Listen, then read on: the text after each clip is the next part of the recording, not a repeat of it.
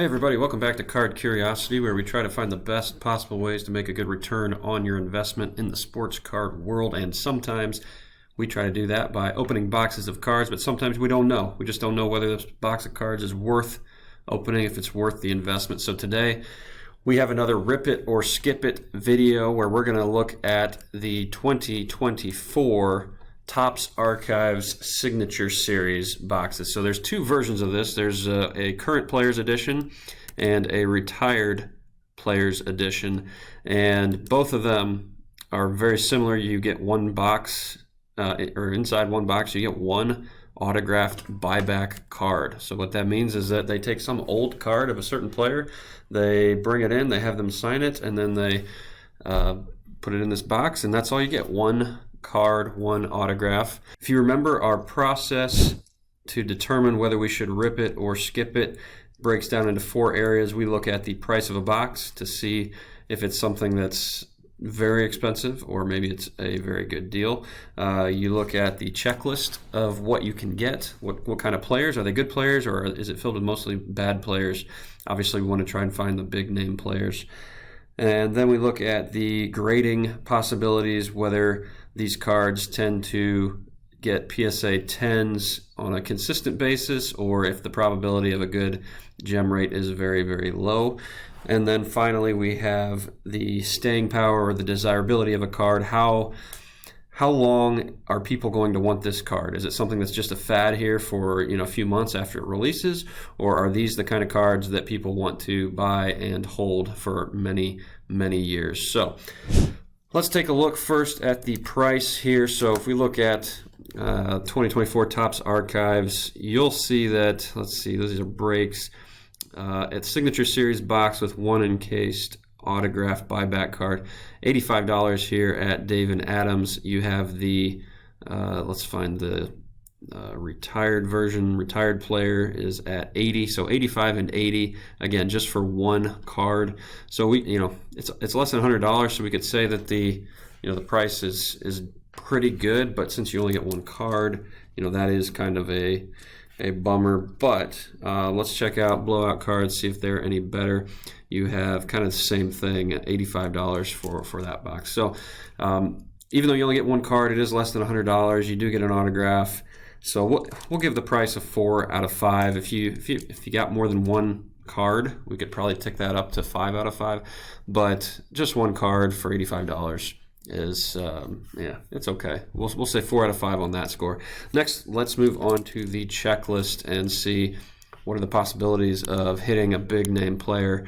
And this is a really hard product to kind of analyze, because you just don't know which cards have been brought in and kind of stamped here with the Topps Archives 2024, and you've had the player autograph. So you might get a really cool card. You can see on this one they put a 1 of 1 on it, and that's kind of what they do, is they just bring in cards from Mike Trout. They decide, all right, this one's going to be a 1 of 1 or out of 10 or out of 50, and you really don't know, which I don't like. I mean, I don't really like surprises, especially when you're trying to make a good return on your investment here. So again, you get one autograph card per box. It looks like there's 124 cards or 124 players that have signed.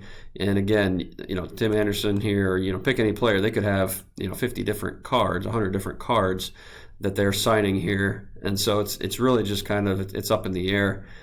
And so that's, I don't know. You can see there's a lot of names on here that I wouldn't want. There's a few that I would, and because there's 124 people, it's not, to me, this is not a good checklist.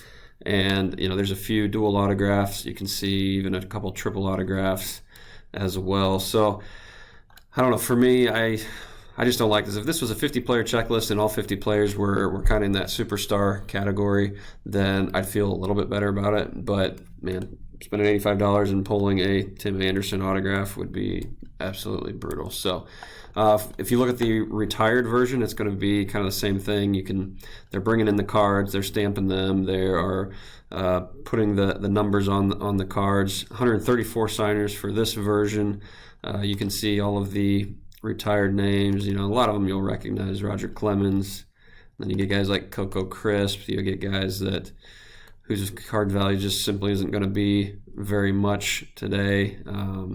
Maybe Alex Gordon. I wouldn't think that'd be too much. A bunch of names here that I'm not even going to know. So, yeah, for me, $85. I'd rather spend it elsewhere. I'd rather just find a player. You know, go if you're a fan of Jimmy Rollins, go spend $85 on a Jimmy Rollins card rather than a box of this, and who knows what you get. So, for me, the checklist here is going to get a score of 1 out of 5, and probably be 0, except that you have the possibility, I guess, of getting some big players, but I just don't like the probability here at all. So let's look at the gem rate. This is the third category. We want to know if these cards, if you pull them, can they grade well? Do you have a chance of getting a PSA 10? And that's really a great way to double or triple the cost that you can get, the price that you receive from selling these cards. So let's check it out. Topps Archives. We're looking at Signature Series again. And so for 2023, so this is last year's product, 174 of these were sent, 769 of these were sent in, 174 gemmed, which is 23%, which is absolutely awful. And so, yeah, that's not good. We have to give that a 1 out of 5. These cards are not going to get a PSA 10. And primarily it's because they're having people send in cards. These aren't cards that are just freshly printed from the manufacturer. These are cards that people have held in their hands. They send back in, people sign them, and then they package them again. And so these could be in pretty bad shape, a lot of them. So I don't really like this for that reason as well. Gem rate 1 out of 5, and then finally, I guess if you click in here, you can see out of the 23% which players actually got these all sent in. You can see some of the Gunner ones were around 36 or 43%, things like that. But anyway, let's move on to the desirability and the staying power. These cards, are they going to be desirable for many, many years? The answer is no.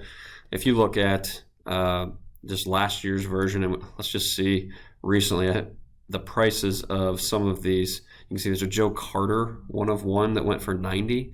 So that's one card here that went for more than the cost of a box. And if we keep going, these are all autographs. One went for 75 here, a 1 of 1 again. This one got graded and got $100 from that one on a PSA 9. That's still not very much. So all of these cards are coming in way less than the price of the box. I just don't think people really want these cards. I don't think they're very desirable at all. Here's a Chipper Jones one that went for 169. So that's the highest that we've seen.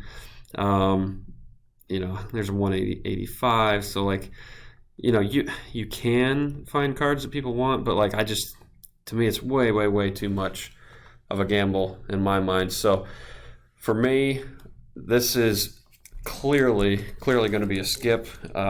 For staying power, I'm going to give it a 0 out of 5. I just don't see people wanting these cards at all. I definitely don't. If I wanted a card from a Julio Rodriguez or a Gunnar Henderson, there's probably 20 other cards that I would rather have than an autographed version of Topps Archives. So total score, we got a 5 on the price, 1 on checklist, 1 on grading, 0 on staying power. We're looking at 6 out of 20, which is very, very bad. We are going to say that Topps Archives is an absolute must skip. Can't reinforce that enough. We will not be buying any. I don't anticipate we will ever buy any. We'd rather spend our $80 somewhere else and find a card that we think could grade well and get that 10 and have a chance to flip it and turn that $80 into $150 or $200 or $250. So anyway, that's what we think about Topps Archives. Let us know what you think in the comments. Until next time, stay curious.